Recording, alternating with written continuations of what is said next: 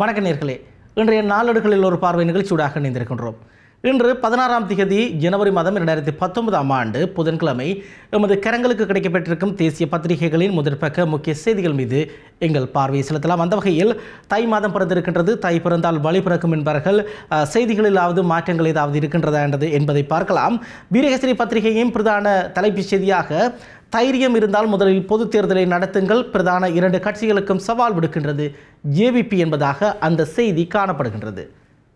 மாகாண சபை தேர்தலையும் ஜனாதிபதி தேர்தலையும் நடத்த முன்னர் பொது தேர்தலை நடத்தி மக்கள் ஆணை என்னவென்பதை அறிந்து கொள்ளுங்கள் என மக்கள் விடுதலை முன்னணி தெரிவித்துள்ளது.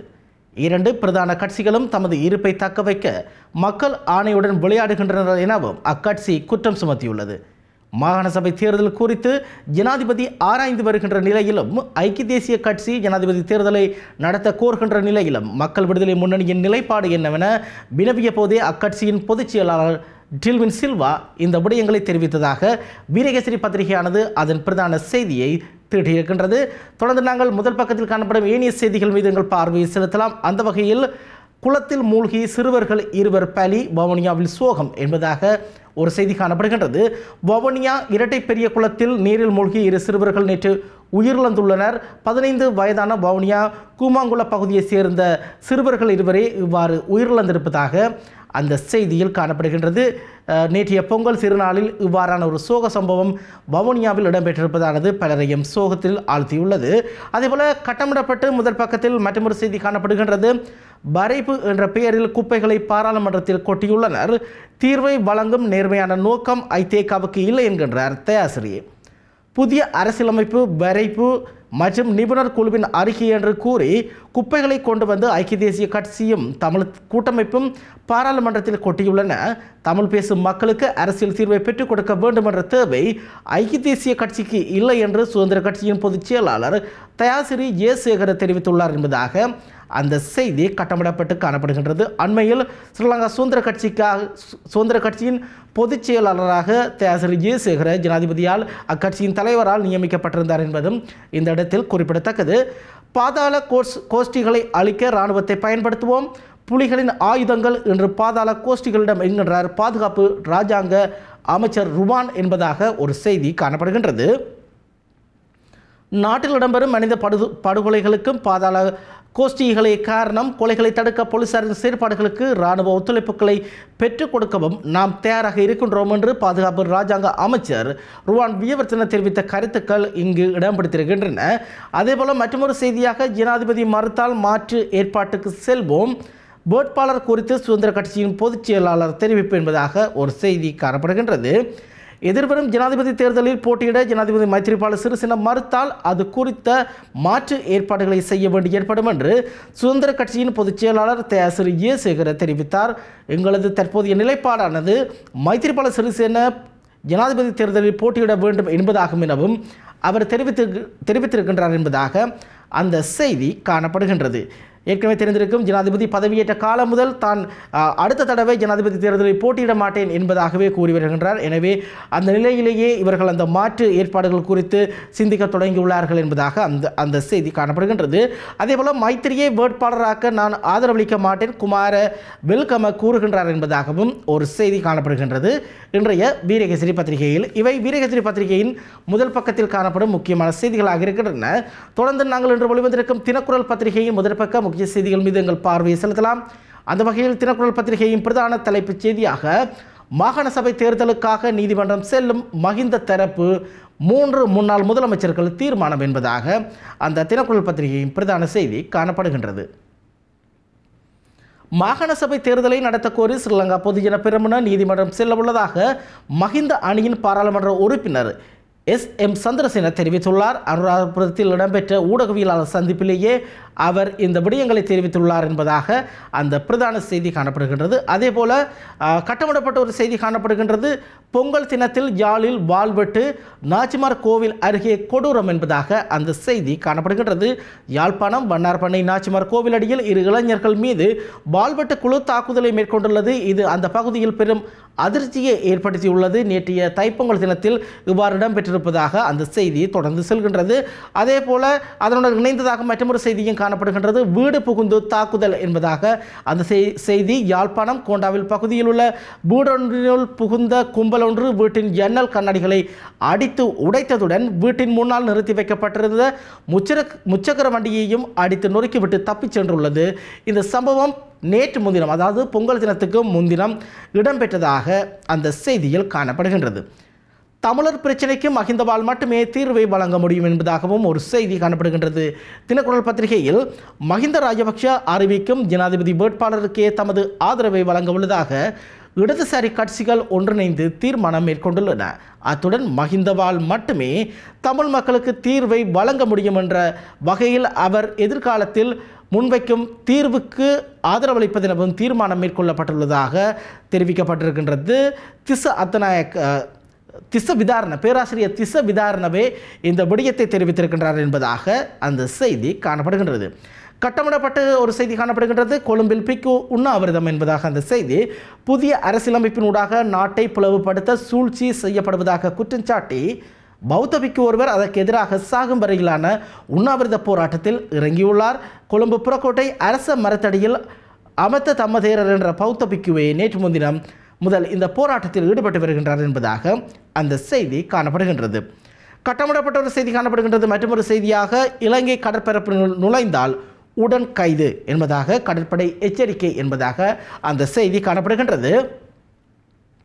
இலங்கை கடற்பரப்புக்குள் அத்துமீறி பிரவேசிப்பவர்களை கைது செய்யும் நடவடிக்கைகள் தொடர்ந்து முன்னெடுக்கப்படும் என கடற்படை ஊடக பேச்சாளர் லெப்டினன்ட் கமாண்டர் இசுரு சூரியபண்டார தெரிவித்தார் என்பதாக காணப்படுகின்றது. அண்மையில் நெடுந்தீவு கடற்பரப்புக்கு அண்மையில் தமிழக மீனவர்கள் கைது செய்யப்பட்டிருந்தனர். இதன்போது உயிரிழந்த மீனவர் ஒருவருடைய சடலத்தையும் போலீசாரிடம் கடற்படையினர் ஒப்படைத்திருந்தார்கள். அந்த உயிரிழப்புக்கு பின்னால் பலத்த சந்தேகங்கள் நிலவி கொண்டிருக்கும் நிலையில் பல்வேறான கருத்துக்களும் தெரிவிக்கப்பட்டு வரும் சூழ்நிலையில் இவ்வாறு கடற்படை ஊடக பேச்சாளர் இந்த விடயத்தை குறிப்பிட்டிருக்கின்றார். இவை இன்றைய தினக்குரல் பத்திரிகையின் முதல் பக்கத்தில் காணப்பட்டிருக்கும் முக்கியமான செய்திகளாக இருக்கின்றன. தொடர்ந்து நாங்கள் வடபுல செய்திகளை பிரதானமாக தாங்கி வரும் யாழ்ப்பாணத்திலிருந்து வெளிவரும் பத்திரிகைகளின் முதல் பக்க முக்கிய செய்திகள் மீது எங்கள் பார்வையை செலுத்தலாம். அந்த வகையில் இன்றைய உதயன் பத்திரிகையின் பிரதான தலைப்புச் செய்தியாக வடக்கு கிழக்கு மாகாண வீடமைப்பு ஆரம்பமானது, தைப்பொங்கல் தினமான நேற்று அடிக்கல் நடப்பட்டது என்பதாக அந்த செய்தி காணப்படுகின்றது. வடக்கு மற்றும் கிழக்கு மாகாணங்களுக்குரிய கல்வீட்டு திட்டத்தில் முதலாவது வீட்டுக்கான அடிக்கல் தைப்பொங்கல் முதல் நாளான நேற்று நடப்பட்டது. இலங்கை தமிழரசு கட்சியின் தலைவரும் நாடாளுமன்ற உறுப்பினருமான மாவி சேனதுராஜா அடிக்கலை நட்டு ஆரம்பித்து வைத்தார். வெளி வடக்கு பிரதேச செயலாளர் பிரிவுக்குட்பட்ட தென்மயிலை, மயிலட்டி வடக்கு ஆகிய கிராம அலுவலர் பிரிவுகளில் ஆரம்பித்து வைக்கப்பட்டன என்பதாக அந்த பிரதான செய்தி காணப்படுகின்றது. ஏற்கனவே தெரிந்திருக்கும் உங்களுக்கு, இந்த நல்லாட்சி அரசாங்கம் ஆட்சி அமைத்த நாள் முதல் இந்த வடக்கு கிழக்குக்கான வீடமைப்பு கல்விடா அல்லது பொறுத்து விடா என்கின்ற அந்த விவாதங்களுடனேயே 3 வருடங்கள் கடந்து சென்று இருக்கின்றன. இந்த நிலையில் இப்பொழுது கல்வீட்டு திட்டத்துக்கான அடிக்கல் நாட்டப்பட்டிருக்கின்றது. எனவே அது தொடர்பிலான செய்தி பிரதான செய்தியாக இடம் பிடித்திருக்கின்றது. அதே போல லஞ்சம் பெற்ற குற்றச்சாட்டில் பெண் உத்தியோகத்தர் கைது, பூநகரியில் ஆதாரத்துடன் பிடித்த லஞ்ச ஒழிப்பு ஆணைக்குழு என்பதாக ஒரு செய்தி காணப்படுகின்றது. முதல் பக்கத்தில் பொருளாதார சிக்கலுக்கு பொது தேர்தலே தீர்வு, கூட்டு எதிரணி கூறுகின்றது என்பதாகவும் ஒரு செய்தி காணப்படுகின்றது. இன்றைய உதயன் பத்திரிகையின் முதல் பக்கத்தில். பலமுறை பத்திரிகையின் முதல் பக்கத்தில் எடுத்துக்கொண்டால் அரசியலமைப்பை கைவிட ஜனாதிபதி பிரதமருக்கு மகாநாயக்க தேரர்கள் வலியுறுத்த வேண்டும், அஸ்கிரிய மல்வத்து பீடங்களின் தேசிய இணக்க சம்மேளனம் தெரிவிப்பு என்பதாக பிரதான செய்தி காணப்படுகின்றது. பலம்புரி பத்திரிகையில் ஜனாதிபதியும் பிரதமரும் உடனடியாக புதிய அரசியலமைப்பு வேலை திட்டங்களை கைவிட மகாநாயக்க தேரர்கள் வலியுறுத்த வேண்டும் என அஸ்கிரிய மற்றும் மல்பத்து பீடங்களின் தேசிய இணக்க சம்மேளனம் வலியுறுத்தியுள்ளது. தமிழ் தேசிய கூட்டமைப்பும் முஸ்லிம் காங்கிரசும் ரணிலுடன் செய்து கொண்ட ஒப்பந்தமே இன்று அரசியலமைப்பாக வெளிவருகின்றது எனவும் அவர்கள் குற்றம் சாட்டியிருக்கின்றனர் என்பதாக காணப்படுகின்றது. இந்த செய்தி பிரதான செய்தி பலம்புரி பத்திரிகையில். அதே போல பல்லாயிரக்கணக்கான மக்கள் சூழ வானில் வர்ணஜாலம் காட்டிய வல்வை பட்ட திருவிழா என்பதாகவும் முதல் பக்கத்தில் பட்டங்களுடன் செய்திகள் காணப்படுகின்றது. உங்களுக்கு தெரியும், பொங்கல் தினத்தையொட்டி ஆண்டுதோறும் வல்வெட்டித்துறையில் அந்த கடற்கரை பகுதியில் இந்த மாபெரும் பட்ட திருவிழா ஏற்பாடு செய்வது வழக்கம். யாழ்ப்பாணத்தை பொறுத்தவரையில் இது ஒரு முக்கியமான திருவிழாவாகவும் காணப்படுகின்றது. பல வர்ணங்களில் அதே போல பல வேலைப்பாடுகளுடன் கூடிய பிரம்மாண்டமான பட்டங்கள் வானில் ஏற்றப்படும். இதை காண்பதற்காகவே யாழ்ப்பாணத்தில் மட்டுமில்லை வடபகுதிகளின் பெரும்பாலான மாவட்டங்கள் மாவட்டங்களிலிருந்தும் மக்கள் யாழில் கூடுவது, வல்வெட்டித்துறையில் கூடுவது வழக்கமாக இருக்கின்றது. அந்த வகையில் மிக பிரம்மாண்டமாக நேற்று கோலாகலமாக இந்த பட்டத்திருவிழா நேற்று நடத்தி முடிக்கப்பட்டிருக்கின்றது என்ற செய்தியும் வலம்புரி பத்திரிகையின் பிரதான பக்கத்தில் காணப்படுகின்றது. அதேபோல காலைக்கதிர் பத்திரிகையை எடுத்துக்கொண்டால் அதன் பிரதான தலைப்பு செய்தியாக காணப்படுகின்றது, எந்த ஒரு நீதிமன்றத்திலும் படை வீரர்கள் நிறுத்தப்படார், நீதி அமைச்சர் திட்டவட்டம் என்பதாக அந்த செய்தி காணப்படுகின்றது. நாட்டை பாதுகாத்த போர் வீரர்களை எந்த ஒரு நீதிமன்றத்திலும் நிறுத்துவதற்கு அனுமதி அளிக்கப் போவதில்லை என்று நீதியமைச்சர் தலதா அத்துக்கோரல தெரிவித்தார் என்பதாக அந்த செய்தி காணப்படுகின்றது பிரதான செய்தியாக. அதேபோல ஏனைய செய்திகளாக யாழில் இடம்பெற்ற அந்த வாள்வெட்டு சம்பவம் தொடர்பிலும் வவுனியா ஈரப்பெரிய குளத்தில் இடம்பெற்ற அந்த சிறுவர்களுடைய நீரில் மூழ்கி உயிரிழந்த அந்த சிறுவர்களுடைய செய்தியும், வாகனங்களுக்கு காபன் வரி விதிப்பு பஸ் உரிமையாளர்கள் போர்க்கொடி என்பதாக ஒரு செய்தியும் இன்றைய காலைக்கதிர் பத்திரிகையின் பிரதான பக்கத்தில் காணப்படும் முக்கிய செய்திகளாக இருக்கின்றன. தொடர்ந்து நாங்கள் இன்று வெளிவந்திருக்கும் சிங்கள நாளேடான லங்காதீப பத்திரிகையின் பிரதான செய்தி மீது எங்கள் பார்வை செலுத்தலாம். அந்த வகையில் தேர்தல் தொடர்பிலான செய்திகளாக வெளிவந்திருக்கின்றன பிரதான செய்தி. குறிப்பாக இந்த நடைபெற்று முடிந்திருக்கும் இந்த காலம் முடிவடைந்திருக்கும் மாகாண சபைகளுக்கும் அதேபோல ஜனாதிபதி தேர்தல் உள்ளிட்ட பொது தேர்தல்களும் எதிர்வரும் இந்த வருடங்களில் நடத்தப்படுவதற்கான வாய்ப்புகள் இருப்பதாக கூறப்படுகின்றது. அதிலும் குறிப்பாக மாகாண சபை தேர்தல்கள் விரைந்து நடத்தப்பட வேண்டும் எனவும், ஏப்ரல் மாதத்துக்கு பின்னராக அந்த மாகாண சபை தேர்தல்கள் நடத்தப்படலாம் எனவும் செய்திகள் வெளிவந்திருக்கும். இந்த சூழலில் பழைய முறையிலேயே தேர்தல்கள் நடத்தப்பட வேண்டும் என்பதாக கட்சிகள் கோரிக்கை விடுத்திருப்பதாக லங்காதீப பத்திரிகையின் பிரதான செய்தியில் காணப்படுகின்றது. அதேபோல் இன்று வெளிவந்திருக்கும் ஆங்கில நாளேடான டெய்லி மிரர் பத்திரிகையின் பிரதான செய்தியை எடுத்துக்கொண்டால் முதல் பக்கத்தில் போர்ட் சிட்டி தொடர்பிலான செய்தி காணப்படுகின்றது. பொருளாதார நகரமாக அது உருமாறி இருக்கின்றது. போர்ட் சிட்டி என ஆரம்பித்த அந்த திட்டமானது பொருளாதார நகரமாக இன்று உருவாகி இருக்கின்றது. அந்த பொருளாதார நகரத்தை அமைப்பதற்காக கடலுள் உங்களுக்கு தெரிந்திருக்கும் கொழும்பு கோல்பேஸை அண்மித்த கடற்பரப்பில் கடலுள் நிலத்தை தரையை ஏற்படுத்தும் அந்த நடவடிக்கைகள் தொடர்ச்சியாக முன்னெடுக்கப்பட்டு வந்து கொண்டிருந்தன. தொடர்ச்சியாக கடந்த ஆட்சி காலத்தின் போது அது ஆரம்பிக்கப்பட்டிருந்தாலும் தற்பொழுது அந்த போர்ட் சிட்டி என்கின்ற அந்த பொருளாதார நகரத்துக்கான திட்டத்துக்கான நிலப்பரப்பு, அந்த கட்டடங்கள் அமைப்பதற்கான நிலப்பரப்பை முற்றுமுழுதாகவே அவர்கள் நிர்மாணித்திருக்கின்றார்கள். ஏறக்குறைய கடலினுள் 269 ஹெக்டேயர் பரப்பளவில் அந்த நிலமானது எடுக்கப்பட்டிருக்கின்றது. எனவே இப்பொழுது நிலம் முற்றுமுழுதாக அமைக்கப்பட்டிருக்கின்ற நிலையில் அங்கு கட்டடங்களை ஏனைய அபிவிருத்தி திட்டங்களை முன்னெடுக்கும் பணிகள் இனி விரைந்து ஆரம்பிக்கப்படும் என்பதாக முக்கிய செய்தி காணப்படுகின்றது டெய்லி மிரர் பத்திரிகையில். அதே போல நானும் தயார் என்பதாக ஒரு செய்தி காணப்படுகின்றது. சமல் ராஜபக்ஷ தொடர்பிலான முன்னாள் சபாநாயகர் சமல் ராஜபக்ஷ தொடர்பிலான செய்தி ஏற்கனவே நேற்று பரவலாக பேசப்பட்ட செய்தி ஒன்றுதான். ஜனாதிபதி தேர்தலில் போட்டியிட நானும் தயார் என்பதாக சமல் ராஜபக்ஷ தெரிவித்த செய்தி முதல் பக்கத்தில் காணப்படுகின்றது டெய்லி மிரர் பத்திரிகையில். தொடர்ந்து நாங்கள் மலையக செய்தியிலும் பக்கம் உங்கள் பார்வையை செலுத்தலாம். அந்த வகையில் இன்றைய வீரகேசரி பத்திரிகையின் மலையக பக்கத்தை எடுத்துக்கொண்டால் ஜனாதிபதியை தீர்மானிப்பதற்கு முன்னர் மாகாண சபை தேர்தல் நடத்தப்பட வேண்டும் ஊவா மாகாண முதலமைச்சர் என்பதாக ஒரு செய்தி காணப்படுகின்றது மலையக பக்கத்தில். நாட்டின் புதிய ஜனாதிபதி யார் என்பதை தீர்மானிப்பதற்காக ஜனாதிபதி தேர்தலை முதலில் நடத்துவதை காட்டிலும் செயலிழந்த நிலையில் உள்ள மாகாண சபைகள் மீள செயற்படுத்துவதற்கு மாகாண சபை தேர்தல் நடத்தப்பட வேண்டியது கட்டாய தேவையாகும். தடைப்பட்டுள்ள மக்களுக்கான அபிவிருத்தி பணிகளும் எதிர்கால திட்டமிடல்களும் செவ்வனே முன்னெடுத்து செல்லப்பட வேண்டுமாயின் மாகாண சபைகளின் மீள் உருவாக்கம் தேவையாக உள்ளது என ஊவா மாகாண முதலமைச்சர் சாமர சம்பத் தசநாயக்க தெரிவித்திருக்கின்றார் என்பதாக அந்த செய்தி காணப்படுகின்றது. அதேபோல் மற்றொரு செய்தியாக காணப்படுகின்றது ஐதேகா காவி உடைக்கு உயர் கௌரவத்தை வழங்குகின்றது அமைச்சர் தலதா அத்துக்கோரல என்பதாக அந்த செய்தி காணப்படுகின்றது. காவியுடைக்கும் பௌத்த பிக்குமாருக்கும் ஐக்கிய தேசிய கட்சி உயர் கௌரவத்தினையும் மரியாதையையும் வழங்குகின்றது. இதனாலேயே எமது கட்சி பௌத்த பிக்குமார் தேர்தலில் போட்டியிட அனுமதி வழங்குவதில்லை என நீதி சிறைச்சாலைகள் புனரமைப்பு அமைச்சரும் ரத்தினபுரி மாவட்ட பாராளுமன்ற உறுப்பினருமான தலதா அத்துக்கோரல தெரிவித்தார் என்பதாக அந்த செய்தி காணப்படுகின்றது. அதேபோல சப்ரகமுவ மாகாண புதிய ஆளுநர் நாளை கடமைகளை பொறுப்பேற்பு என்பதாக ஒரு செய்தியும், சிங்கராஜ பாதுகாப்பு வலயத்தில் சட்டவிரோத மண் அகழ்வு என்பதாகவும் ஒரு செய்தியும், பண்டிகை அன்று மதுபான சாலைகள் திறந்திருந்தமை வருந்தத்தக்கது மஸ்கலியா இந்து மாமன்ற செயலாளர் திருக்கோண பெருமாள் என்பதாகவும் ஒரு செய்தி காணப்படுகின்றது. நேற்று இலங்கையை பொறுத்தவரையில் பரவலாக மதுபான சாலைகள் திறந்திருந்தன. ஒரு பண்டிகை நாள், அதே போல தமிழர்களுக்கு ஒரு முக்கியமான பெருநாள், கொண்டாட்ட நாள், அதுவும் குறிப்பாக இந்துக்களும் இது ஒரு முக்கியமான பண்டிகையாக காணப்படும் நிலையில் தைப்பொங்கல் தினத்தன்று இலங்கையின் சகல பகுதிகளிலும் மதுபான சாலைகள் திறந்திருந்ததை காணக்கூடியதாக இருந்தது. எனவே அதற்கு வருத்தம் தெரிவித்து மஸ்கலிய இந்து மாமன்ற செயலாளர் ஒரு செய்தியை விடுத்திருக்கின்றார் என்பதாக அந்த செய்தி காணப்படுகின்றது. இது மலையக செய்திகளின் பக்கம் காணப்பட்ட முக்கிய செய்திகளாக இருக்கின்றன. தொடர்ந்து நாங்கள் இந்திய செய்திகளின் பக்கம் உங்கள் பார்வையை செலுத்தலாம். அந்த வகையில் கொடநாட்டுக்காக ஆளுநரை சந்தித்த திமுக என்பதாக ஒரு செய்தி காணப்படுகின்றது. புகைப்படத்துடன் திமுக தலைவர் கருணாநிதி, அதே போல கருணாநிதி மகன் மு.க. ஸ்டாலின் மற்றும் கனிமொழி ஆகியோர் தமிழக ஆளுநரை சந்தித்து ஒரு மகஜர் ஒன்றை கையளிப்பது போன்றதான ஒரு புகைப்படம் அங்கு வெளியாகி இருக்கின்றது. கொடநாடு விவகாரத்தில் தன்னால் என்ன நடவடிக்கை எடுக்க முடியுமோ அதை எடுப்பதாக ஆளுநர் உறுதியளித்துள்ளதாக திமுக தலைவர் ஸ்டாலின் தெரிவித்துள்ளார். சென்னை கிண்டி ராஜ்பவனில் ஆளுநர் பன்வாரிலால் புரோஹித்தை நேற்று முன்தினம் மாலை திமுக தலைவர் ஸ்டாலின் சந்தித்து மனு அளித்தார். இதன் போதே இவ்வாறு அவர் அதன் பின்னர் செய்தியாளர்களை சந்தித்த போதே அவர் இவ்வாறு தெரிவித்தார் என்பதாக அந்த செய்தி தொடர்ந்து செல்கின்றது. இந்த கொடநாடு விவகாரம் உங்களுக்கு பலருக்கும் தெரிந்திருக்கலாம். முன்னாள் தமிழக முதலமைச்சர் செல்வி ஜெயலலிதாவின் ஒரு கெஸ்ட் ஹவுஸ் என சொல்லப்படும் அளவுக்கு அவருடைய ஓய்வு நேரத்தை கழிப்பதற்கான ஒரு பங்களாவாக அந்த கொடநாடு பகுதியில் அமைந்திருக்கும் அந்த இடம் காணப்பட்டிருந்தது. எனவே இந்த அவருடைய மறைவுக்கு பின்னராக அதை பலரும் உரிமை கொண்டாட முற்பட்டிருந்தார்கள். குறிப்பாக ஏற்கனவே தெரிந்திருக்கும் பொழுது அதிமுக இரண்டாக பிளந்து காணப்படுகின்றது கட்சி.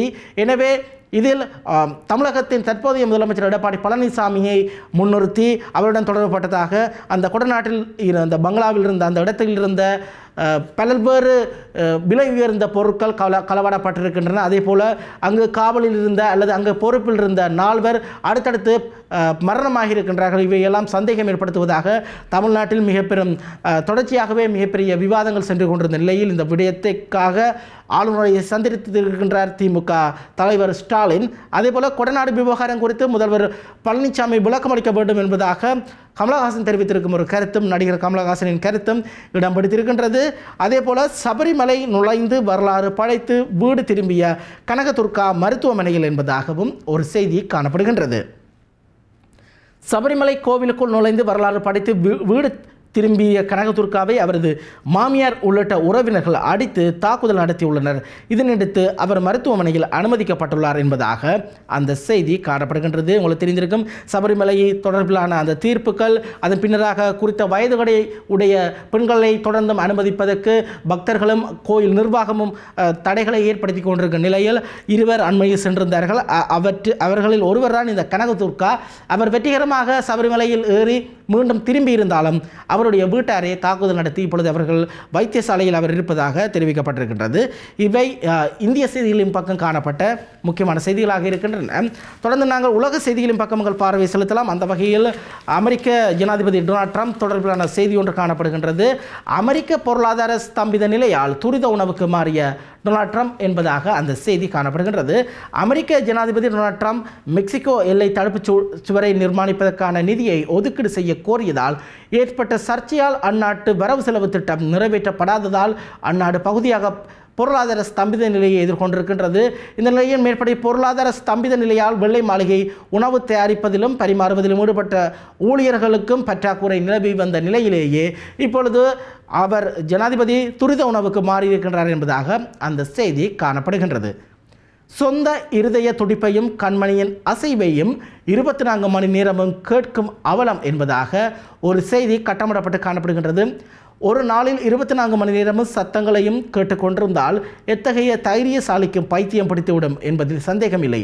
ஆனால் பிரித்தானிய கென்ட் பிராந்தியத்தில் உள்ள ஒருவர் 24 மணி நேரமும் தனது சொந்த இருதயத்தின் துடிப்பையும் கண்மணியின் அசைவையும் கேட்கும் வினோத பாதிப்புக்குள்ளாகி சித்திரவதையை அனுபவித்து வருகின்றார் என்பதாக ஒரு செய்தி காணப்படுகின்றது. அவரது உட்காதில் ஏற்பட்ட அரிய துவாரம் ஒன்று காரணமாகவே அவருக்கு இப்படி ஏற்பட்டிருக்கின்றது என்பதாகவும் செய்தி வெளியிடப்பட்டிருக்கின்றது. இவை சற்று வித்தியாசமான செய்திகளாக உலக செய்திகளின் பக்கம் இடம் பிடித்திருக்கின்றன.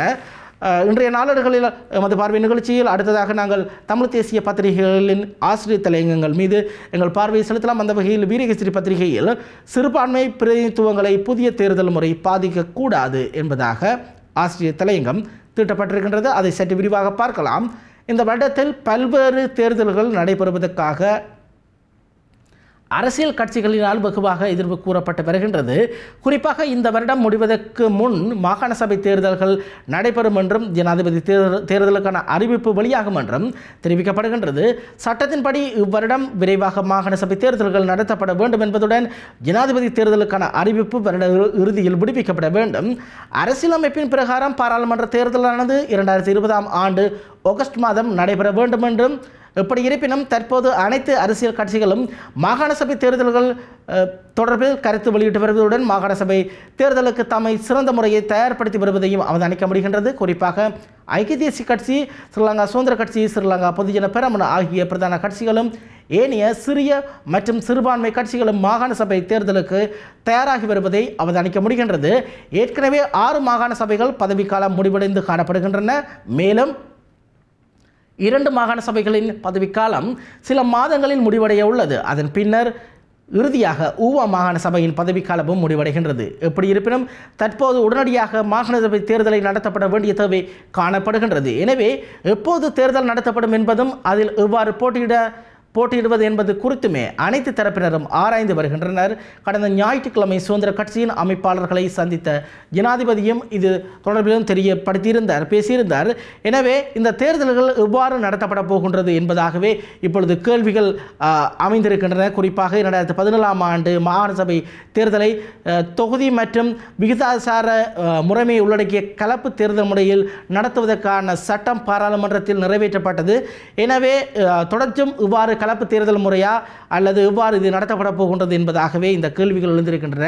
இந்த தேர்தல் முறைகளில் சிறுபான்மை பிரதிநிதித்துவங்கள் பாதிக்கப்படக்கூடாது என்பதை சுட்டிக்காட்டிய வீரகேசரி ஆசிரிய தலையங்கத்தை தீட்டியிருக்கின்றது. ஏனெனில் இந்த தேர்தல் முறைகளில் மாற்றம் கொண்டு வரப்பட்டால் பிரதான கட்சிகள் அல்லது பெரும்பான்மை கட்சிகளுக்கே வாய்ப்புகள் அதிகமாகும். வடக்கு கிழக்கை பொறுத்தவரையில் அங்கு பெரும்பான்மையாக இருக்கின்ற கட்சிகள் எது, தென்னிலங்கையை பொறுத்தவரையில் அங்கு பெரும்பான்மையான பலத்தை கொண்ட கட்சிகள் எது என்பதை அவர்களுக்கே சாதகங்கள் காணப்படுகின்றது. எனவே சிறுபான்மை பிரதித்துவங்கள் பாதிக்கப்படக்கூடாது என்பதாக வீரகேசரி தனது ஆசிரிய தலையங்கத்தை தீட்டியிருக்கின்றது. அடுத்து நாங்கள் தினக்குரல் பத்திரிகையின் ஆசிரிய தலையங்கத்தை பார்த்தால், நிறைவேற்று அதிகார ஜனாதிபதி முறைமையை இல்லாதொழிக்கும் அசாத்திய முயற்சி என்பதாக தினக்குரல் பத்திரிகையானது தனது ஆசிரியர் தலையங்கத்தை தீட்டி இருக்கின்றது. பொதுமக்களுக்கு நன்மையளிக்கக்கூடிய அரசியல் முறைமைகளையே கொண்டிருப்பதை விட கட்சி நலன் சார்ந்த அல்லது தனியாட்களுக்கு அனுகூலமான முறைகளை நடைமுறைப்படுத்துவதற்கான எத்தனைப்புகளே சுதந்திர இலங்கையின் வரலாற்றில் இடம்பெற்று வருவதை அவதானிக்க முடியும். கடந்த வெள்ளிக்கிழமை பாராளுமன்றத்தில் அரசியலமைப்பு நிபுணர் குழுவின் அறிக்கை சமர்ப்பிக்கப்பட்டிருந்தது. நிறைவேற்று அதிகார ஜனாதிபதி முறைமையை இல்லாதொழித்துவிட்டு அதற்கு பதிலாக 1978க்கு முன்பு நடைமுறையில் இருந்து வந்த வெஸ்ட் மினிஸ்டர் முறைக்கு திரும்புவதற்கான அறிக்கையை அது அமைந்திருந்தது. இதன் பிரகாரம் பிரதமர் அதிகாரம் மிகுந்தவராக விளங்குவார். அதே சமயம் ஜனாதிபதி வைபவ ரீதியாக நாட்டின் தலைவராக செயற்படுவார். அரசியலமைப்பு நகல் வரை விவரிக்கக்கூடிய நிபுணர் குழுவின் அறிக்கையின் பிரகாரம் ஜனாதிபதி பொதுமக்களால் நேரடியாக தெரிவு செய்யப்படுவது நிறுத்தப்படும் என்பதாக அந்த ஆசிரியர் தலையங்கம் தொடர்ந்து செல்கின்றது. நிறைவேற்று அதிகார ஜனாதிபதி முறைமையை இல்லாதொழிக்கும் அசாத்திய முயற்சி என்பதாக அந்த தலைப்பு தீட்டப்பட்டிருக்கின்றது. அசாத்திய முயற்சி தான் நிச்சயமாக, ஏனெனில் இந்த ஜனாதிபதியின் நிறைவேற்று அதிகாரத்தை ஒழிப்பதாக கூறிக்கொண்டுதான் ஒவ்வொரு ஜனாதிபதிகளும் பதவியேற்கின்றனர். ஆனால் அவர்கள் பதவியில் அமர்ந்த பிற்பாடு அதை மறந்து விடுகின்றனர். குறிப்பாக அண்மைய உதாரணமாக ஜனாதிபதி மைத்ரிபால சிறிசேனவையை நீங்கள் எடுத்து நோக்கலாம். இவர் 2015க்கு முன்னராக தேர்தல்களின் போதும் அதற்கு முன்பதாகவும் இவர்கள் பெருமளவில் பேசிய விடயம் இந்த நிறைவேற்று அதிகாரத்தை ஒழித்து பாராளுமன்றத்திடம் அதிகாரங்களை கொடுப்பது, அதாவது பிரதமருக்கு அதிகாரங்களை கொடுப்பது என்பதாக. ஆனால் அவ்வாறு எந்த ஒரு மாற்றங்களும் இதுவரையில் சரியாக நிகழ்ந்ததில்லை. எனவே இது ஒரு அசாத்திய முயற்சி தான் என்பதாகவே காணப்படுகின்றது. தினக்குரலின் ஆசிரியர் தலையங்கம். நிறைவாக நாங்கள் கேலி சித்திரங்கள் மீது எங்கள் பார்வையை செலுத்தலாம். அந்த வகையில் இன்றைய தினக்குரல் பத்திரிகையில் இடம்பெற்றிருக்கும் கேலி சித்திரமானது முன்னாள் ஜனாதிபதி, இந்நாள் ஜனாதிபதி, பிரதமர் ஆகியோருக்கு இடையிலான ஒரு போட்டியாக அந்த கேலி சித்திரம் காணப்படுகின்றது. வருட இறுதிக்குள் மீண்டும் பரந்த தேசிய கூட்டணி என்பதாக ஒரு செய்தி வெளியாகி இருந்தது. அதை மேற்கோள் காட்டி அந்த கேலி சித்திரமான தீட்டப்பட்டிருக்கின்றது. 2018, 2019 இப்பொழுது அண்மித்து விட்டோம். எனவே இந்த நிலையில் மீண்டும் உடைந்தவர்கள் அல்லது மீண்டும் பிரிந்தவர்கள் சேர்ந்து விடுவார்களோ என்பதான கலக்கம் முன்னாள் ஜனாதிபதிக்கு காணப்படுகின்றதாக அவர் நாடியில் கையை வைத்துக் கொண்டிருக்கின்றார். பிரதமர் கூட நாடியில் தான் கையை வைத்துக் கொண்டிருக்கின்றார். ஆனால் ஜனாதிபதியோ வேகமாக ஓடிக்கொண்டிருக்கின்றார். எனவே இந்த பரந்த தேசிய கூட்டணி எவ்விதம் அமையப் போகின்றது என்பதுதான் இப்பொழுது கேள்வியாக இருக்கின்றது. அதை சுட்டிக்காட்டுவதாக தினக்குரல் பத்திரிகையின் கேலி சித்திரம் தீட்டப்பட்டிருக்கின்றது. இத்துடன் இன்றைய நாளேடுகளில் ஒரு பார்வை நிகழ்ச்சியானது நிறைவுக்கு வருகின்றது. தொடர்ந்தும் ஆதவன் தொலைக்காட்சி நிகழ்ச்சிகளுடன் இணைந்திருங்கள். நன்றி, வணக்கம்.